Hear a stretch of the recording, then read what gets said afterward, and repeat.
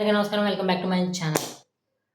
Finally రాష్ట్రపతి ద్రౌపది ముర్ము గారి రాజముద్ర మన అమరావతి రాజధానిని కన్ఫర్మ్ చేస్తూ ముద్రపడి గజెట్ నోటిఫికేషన్ రావటం జరిగింది. ఇక ఈ ఆంధ్రప్రదేశ్ విభజిత ఆంధ్రప్రదేశ్ రాజధాని అమరావతియే. దేవతల అమరావతియే మన అమరావతి. రాసేసుకోండి. దీన్ని ఎప్పుడు కదపలేడు. ఇక జగన్మోహన్ రెడ్డి గారి దగ్గరికి వద్దాం. ఆయన ఏమంటాడు, ఇప్పుడు అసెంబ్లీలో తీర్మానం చేసి అక్కడ చట్టం మార్చిన మేము అధికారంలోకి వస్తే మేము అసెంబ్లీలో తీర్మానం చేసి చట్టం మార్చలేమా అంటున్నారు. ఇక క్లియర్గా ఒక పాయింట్ చెప్తా.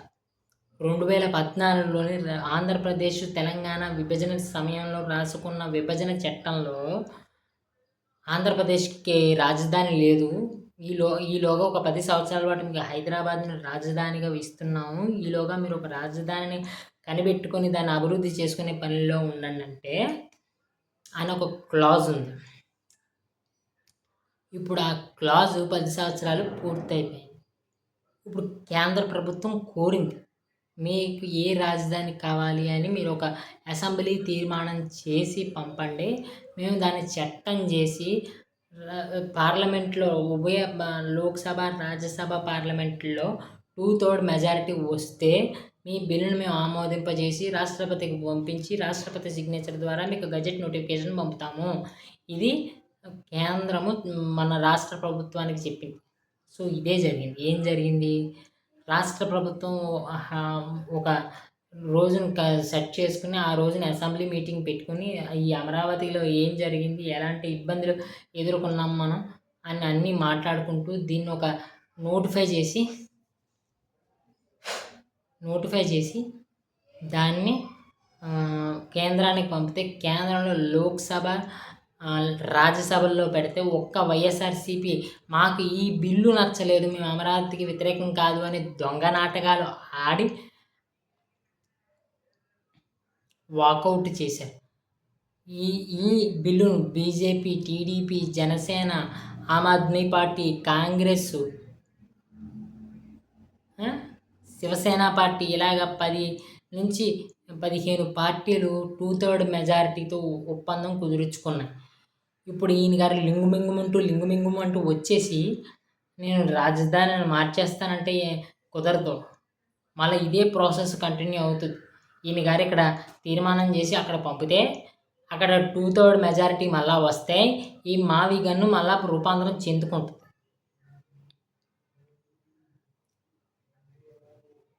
అది అయ్యే పరిస్థితి చంద్రబాబు నాయుడు గారికి ఉన్న చాణక్యతో అలా చేయనిస్తాడా? మిగతా పార్టీలను దీనికి సపోర్ట్ చేయనిస్తాడా? ఎంత కామెడీ అంటే 2019లో సపోర్ట్ చేసిన టీఆర్ఎస్ పార్టీగా మారిన బీఆర్ఎస్ ఆంధ్రప్రదేశ్ బిల్లును యాక్సెప్ట్ చేసి కానీ మాకు కొన్ని విభజన పాయింట్లు ఉన్నాయి వాటిని చెయ్యండి అన్న తప్ప దీనికి సపోర్ట్ ఇచ్చింది. అంటే వీళ్ళ ఫ్రెండ్ అయిన బీఆర్ఎస్ పార్టీలనే వీళ్ళకి దెబ్బేసింది. అలాంటప్పుడు నేను మార్చేస్తా, నేను చేసేస్తా, నేను పీకేస్తా, ప్రజల రక్తం తాగేస్తా,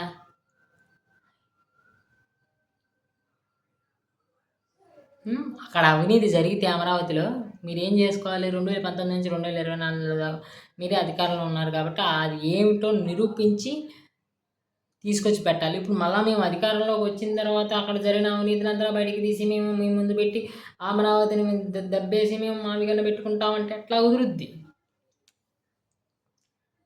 అలాగే ఈ మావిగన్ అనే కాన్సెప్ట్ మీకు ఇచ్చిన వేస్ట్ ఫీల్ అవ్వడం స్క్రిప్ట్లో నాకు అర్థం కాదు. గుంటూరులో ఆల్రెడీ సత్తెనపల్లి వరకు, విజయవాడలోని ఒక ఏరియా వరకు ఆల్రెడీ ఒక 48 మండలాలు 50 పంచాయతీలు ఫిక్స్ చేసేసి అమరావతికి యాడ్ అయ్యి ఆల్రెడీ విజయవాడ, గుంటూరు అనేవి ఈ అమరావతిలో కలిసే ఉన్నాయి. మనం బిల్లు సరిగ్గా చదువుకుని ఆడాలి. సిఆర్డిఏ బిల్ని ఒక మచిలీపట్నాన్ని మీరు తీసుకొచ్చి యాడ్ చేసి అక్కడ ఒక పోర్ట్ ఉంది కాబట్టి ఆ పోర్ట్ని ఒక అందమైన కన్యగా చూపించి మనకి ఇంకా బలం చేకూరుద్దని చెప్పి మీరు చేస్తున్న ఓవరాక్షన్ తప్ప విజయవాడ, గుంటూరు ఆల్రెడీ అమరావతిలో ఉంది కదా. తెక్కెక్కిందనుకో చంద్రబాబు నాయుడు గారికిని, పవన్ కళ్యాణ్ గారికి, లోకేష్ గారికి ఇప్పుడు ఈ మచిలీపట్నాన్ని కూడా అమరావతిలో కలిపేసుకుంటారు. అప్పుడు మీరు పీకేదేంటి? అదిగో నా మామి గన్నుకి సపోర్ట్ ఇచ్చారు అని తప్ప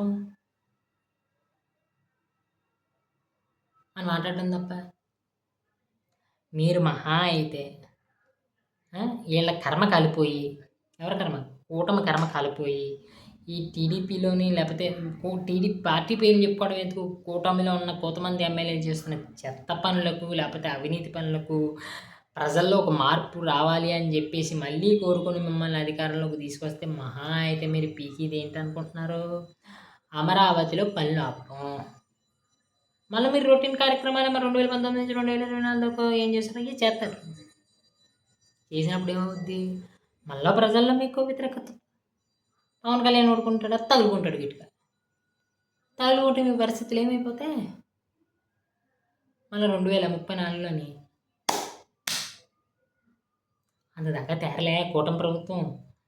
అవసరమైతే నేను జనసేన మేము అధికారంలో తీసుకొచ్చి పెట్టేలా కూడా ఉన్నారు. బీజేపీని కూడా ఎదగనిచ్చేలా కూడా ఉన్నారు. పైన స్థాయి కింద స్థాయి ఎలాగో కొట్టుకుంటున్నాం. సో మనం పీకేది ఏం లేదు కాబట్టి ప్రచారాలు చేసేసుకుని మీ చుట్టూ ఉన్న బ్యాచ్ని లేకపోతే మీ ఓట్లని కాపాడుకోవడానికి చేసుకునే పనులు అనుకుంటే చేసేసుకుని మీ ఇష్టం ప్రచారం చేసుకోండి తప్ప రియాలిటీ మటుకు ఇది. ఏటిటి ఇక్కడ మీరు తీర్మానం చేసేస్తే అక్కడ మీకు అనుకూలమైన ప్రభుత్వం వస్తే అక్కడ చట్టంగా మార్చేస్తారా? ఇంత జరిగిపోద్దా? ఇందాక దత్తపుత్రుడు అన్నారే, అసలు దత్తపుత్రుడు బీజేపీకి మీరు.